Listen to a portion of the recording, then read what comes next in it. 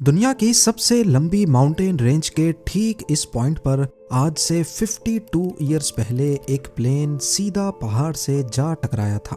हैरत की बात तो ये थी कि प्लेन टकराने के फौरन बाद कहीं गायब हो गया। ये 8,900 किलोमीटर लंबी साउथ अमेरिका की एंडीज माउंटेन रेंज है, जहां 15,000 फीट ऊंचे पहाड़, नाकाबिले बर्दाश्त ठंड और खामोशी के अलावा कुछ नहीं मिलता। कई दिनों तक जब जहाज का ना मलबा मिला ना ही कोई डेड बॉडीज, तो अथॉरिटीज के सामने ये बात क्लियर हो गई कि अब कोई पैसेंजर नहीं बचा होगा। लिहाजा उन्होंने सर्च ऑपरेशन बंद करने का ऐलान कर दिया। न्यूज मीडिया में भी अगले कुछ दिनों तक प्लेन क्रैश की बातें चलती रहीं और उसके बाद सब कुछ आहिस्ता आहिस्ता वापस नॉर्मल होने लगा। लोग अब इस हादसे को भूल ही चुके थे, लेकिन इस हादसे के करीब 2.5 महीनों के बाद, एग्जैक्टली 72 डेज के बाद, अथॉरिटीज को गायब हुए प्लेन की तरफ से एक मैसेज रिसीव हुआ। जेम टीवी की वीडियोस में एक बार फिर से खुशामदीद।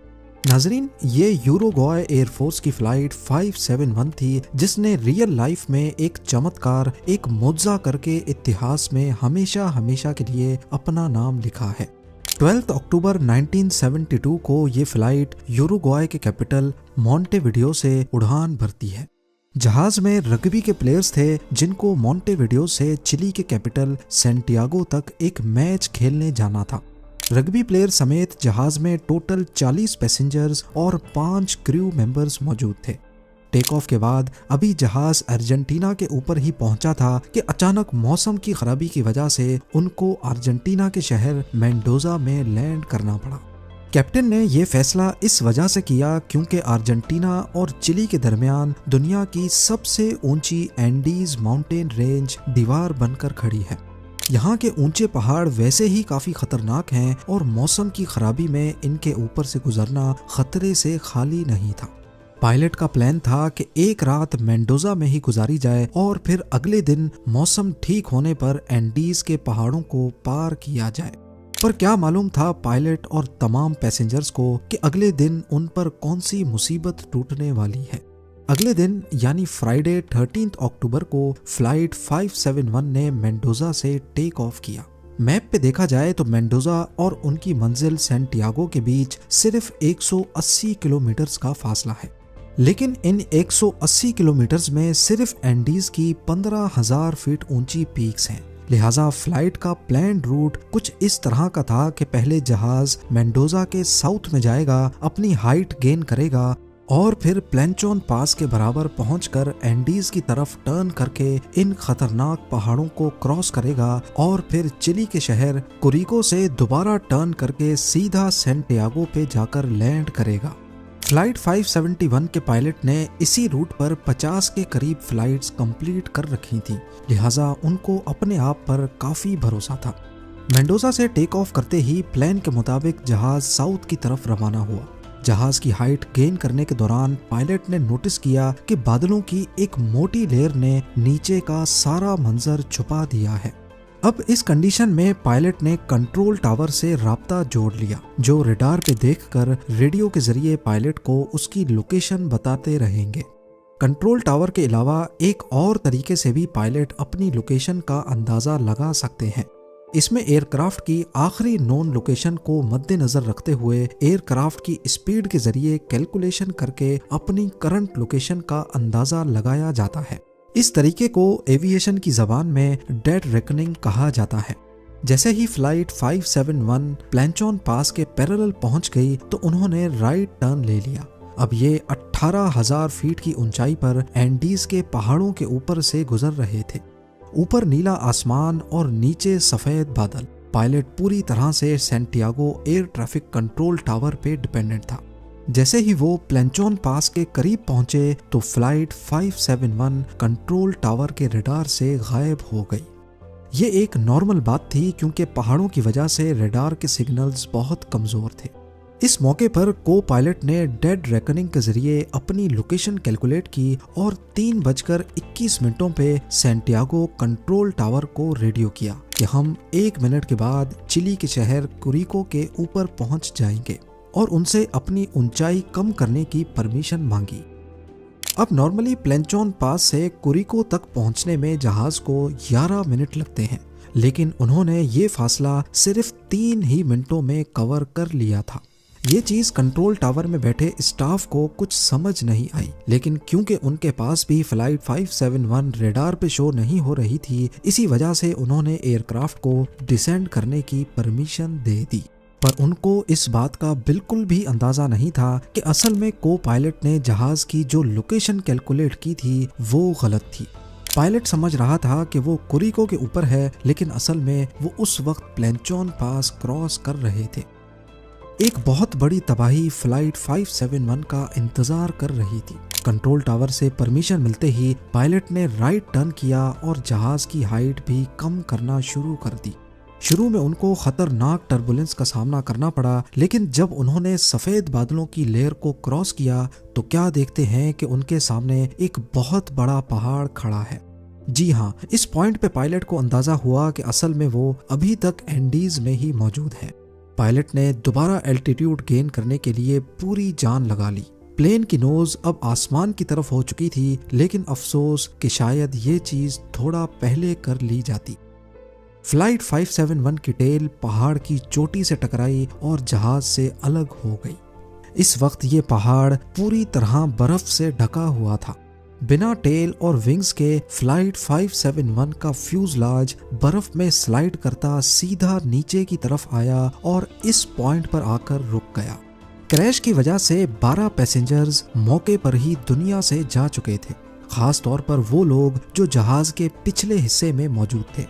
मौजाती तौर पे प्लेन के फ्यूजलाज में 33 पैसेंजर्स की जान तो बच गई, लेकिन उनको काफी चोटें लगी थी। टेल अलग हो जाने की वजह से प्लेन का पिछला हिस्सा खुला हुआ था और उसमें से जबरदस्त ठंड अंदर आ रही थी।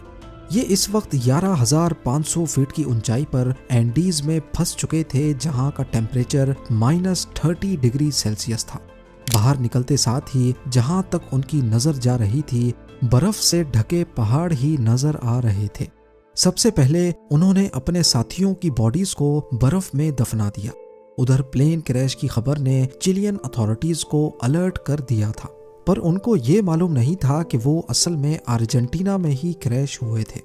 बिना टाइम जाया किए उन्होंने सर्च ऑपरेशन स्टार्ट किया, जिसमें 4 एयरप्लेन्स ने हिस्सा लिया था।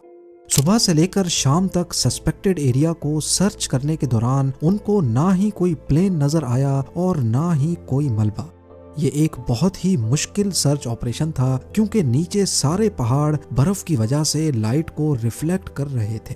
इस सर्च ऑपरेशन में यूरुग्वाय और अर्जेंटीना ने भी हिस्सा लिया और अब टोटल 11 एयरक्राफ्ट्स पूरा दिन फ्लाइट 571 को ढूंढने में गुजार देते।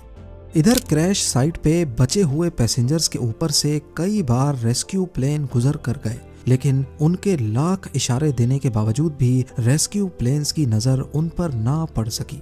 बाद में उन्हें एक लगेज में से लिपस्टिक मिली, जिससे उन्होंने प्लेन के फ्यूजलाज के ऊपर बड़ा बड़ा SOS लिख दिया। लगेज बैग से बर्फ पर क्रॉस भी बनाया, लेकिन रेस्क्यू प्लेन्स की नजर फिर भी उन पर नहीं पड़ सकी। टोटल 8 दिनों तक सर्च ऑपरेशन चलाने के बाद 21 अक्टूबर 1972 को तमाम पैसेंजर्स को डेड डिक्लेयर करके सर्च ऑपरेशन खत्म कर दिया गया। 11वें दिन क्रैश साइट पे मौजूद पैसेंजर्स को कॉकपिट में ही एक रेडियो मिला, जिसको ट्यून करके उन्होंने खबर सुनी कि उनको ढूंढने के लिए चलाया जाने वाला सर्च ऑपरेशन अब बंद कर दिया गया है। जहां वो लोग पहले ही इतनी मुसीबत में थे, वहीं ये खबर उनको मजीद अफसोस में डाल गई। अपने बचने की जो आखिरी उम्मीद नजर आ रही थी, वो भी खत्म हो चुकी थी। पहले हफ्ते में ही 5 और पैसेंजर्स जख्मों की वजह से जान से हाथ धो बैठे। अब क्रैश साइट पे सिर्फ 28 पैसेंजर्स बचे थे। उन्होंने जहाज के मलबे और लगेज को इकट्ठा करके प्लेन के फ्यूजलाज को बंद किया ताकि ठंड से बचा जा सके। उन्होंने कॉकपिट के प्लास्टिक वाइजर को काटकर अपने लिए ग्लासेस भी बनाए, जो कि बर्फ से रिफ्लेक्ट होने वाली लाइट से कुछ हद तक बचा रहे थे। सीट कवर्स को गरमाइश के लिए इस्तेमाल किया और सीट के कुशन से स्नो शूज बना दिए। इस वक्त तक उनके पास खाने के लिए 8 चॉकलेट बार्स, 3 जैम के जार्स, कुछ ड्राई फ्रूट्स और गिनी चुनी पानी की बोतलें थी। पहला हफ्ता तो उन्होंने बड़ी मुश्किल से ये खाना आपस में डिवाइड करके खा लिया, लेकिन जब ये तमाम चीजें भी खत्म हो गईं तो उन्होंने कपड़े और कॉटन को खाना शुरू कर दिया, जिससे वो मजीद बीमार पड़ने लगे। एंडीज के इस हिस्से में उनको एनर्जी के लिए कोई चीज दिखाई नहीं दे रही थी और ऊपर से वो जिस रिज पर क्रैश हुए थे ना वहां से उतरना पॉसिबल था और ना ही ऊपर की तरफ हाइक करना। इस दौरान पैसेंजर्स की हालत ये थी कि इनका बॉडी वेट 40% तक कम हो चुका था। आखिर जब उनको कुछ समझ नहीं आया तो उन्होंने अपने मरे हुए साथियों के बॉडी पार्ट्स खाना शुरू कर दिए। जाहिर है ये फैसला बहुत ही मुश्किल था, लेकिन भूख, प्यास और कमजोरी ने उनको ये कदम उठाने पर मजबूर कर दिया था। क्रैश के 17 दिनों के बाद 29 अक्टूबर को अचानक रात के वक्त एवलांच आया और उसने फ्यूजलाज पर बुरी तरह हमला किया। बर्फानी तोदे की स्पीड इतनी तेज थी कि पूरा फ्यूजलाज अंदर तक बर्फ से भर गया। इस हादसे में 9 सर्वाइवर्स मारे गए। बचे हुए 19 लोगों के हाथ जो कुछ लगा उन्होंने उससे बर्फ को हटाया और ऑक्सीजन के लिए जगह बनाई। दिन गुजरते जा रहे थे, सर्वाइवर्स की हालत बद से बदतर होती जा रही थी। एक एक करके सारे मौत की नजर हो रहे थे और बचे हुए अपनी मौत का इंतजार कर रहे थे। 12 दिसंबर यानी क्रैश के 60 दिनों के बाद तक 3 और सर्वाइवर्स जिंदगी की बाजी हार गए। अब पीछे बचे 16 लोगों के पास सिर्फ 2 ऑप्शंस थे, या तो वो अपने बचे हुए दिन गिनना शुरू कर दें या फिर हिम्मत करके वेस्ट में मौजूद इस वर्टिकल क्लिफ को कैसे भी करके हाइक कर ले। 12 दिसंबर 1972 को 3 रग्बी प्लेयर्स पराडो, कनीसा और विजेंटीन ने वेस्टर्न पीक को हाइक करने का इरादा किया, इस उम्मीद में कि पहाड़ की दूसरी साइड ग्रीन वैली होगी जहां से शायद कोई मदद मिल सके। ये एक बहुत ही तकलीफ देने वाली हाइक थी, क्योंकि ना ही उनके पास प्रोफेशनल गियर्स थे और सबसे बढ़कर टेम्परेचर -30 डिग्री सेल्सियस था। उन्होंने हाथ से बनाए हुए स्लीपिंग बैग्स और जहाज की सीटों से बनाए हुए गर्म कपड़े लपेटे और हाइक पे निकल गए। पूरे 3 दिन तक लगातार हाइक करने के बाद जब वो आखिरकार पहाड़ की चोटी पर पहुंचे तो क्या देखते हैं कि पहाड़ की दूसरी साइड पर भी ऐसे ही बर्फ से ढके पहाड़ हैं। यहाँ भी ना हरियाली थी और ना ही जिंदगी के आसार। खाने की शॉर्टेज की वजह से एक जना वापस क्रैश साइट पे चला गया। पराडो और कनीसा मदद की तलाश में पहाड़ की दूसरी साइड पर डाउन हिल चल पड़े। अगले 10 दिनों तक ट्रैकिंग करने के बाद और 61 किलोमीटर्स का सफर बुरी हालत में गुजारने के बाद आखिरकार वो एक वैली में पहुंचे जहां पर हरियाली थी, जानवर भी थे और नदी भी बह रही थी। सबसे पहले उन्होंने नदी से पानी पिया, तभी उनको नदी के उस पार घोड़े पर एक शख्स दिखाई दिया। नदी के शोर की वजह से वो अपना पैगाम उस शख्स तक नहीं पहुंचा पा रहे थे। घोड़े पर बैठे उस लोकल को आइडिया आया और उसने एक कागज और पेन को पत्थर में लपेटकर नदी के उस पार फेंक दिया। पराडो और कनीसा ने उस कागज पर सारा माजरा लिखा और वापस फेंक दिया। वो शख्स घोड़ा भगाता हुआ ये लेटर चिलियन अथॉरिटीज तक लेके गया। पहले तो उनको यकीन नहीं आया कि 2.5 महीने गुजर जाने के बाद भी प्लेन क्रैश के सर्वाइवर्स अभी तक जिंदा कैसे हो सकते हैं, लेकिन अथॉरिटीज ने फौरन पहले पराडो और कनीसा को रेस्क्यू किया और उनकी मरहम पट्टी करने के बाद उनसे तफसील में इंटरव्यू लिया। 22 दिसंबर 1972 को यानी क्रैश के 72 डेज के बाद 3 हेलीकॉप्टर्स पराडो और कनीसा की निशानदेही पर क्रैश साइट तक पहुंचे। पहाड़ की ये चोटी देखकर पायलट भी हैरान रह गया कि इन 2 रग्बी प्लेयर्स ने बिना किसी गियर और एक्सपीरियंस के ये पहाड़ कैसे सर किया होगा।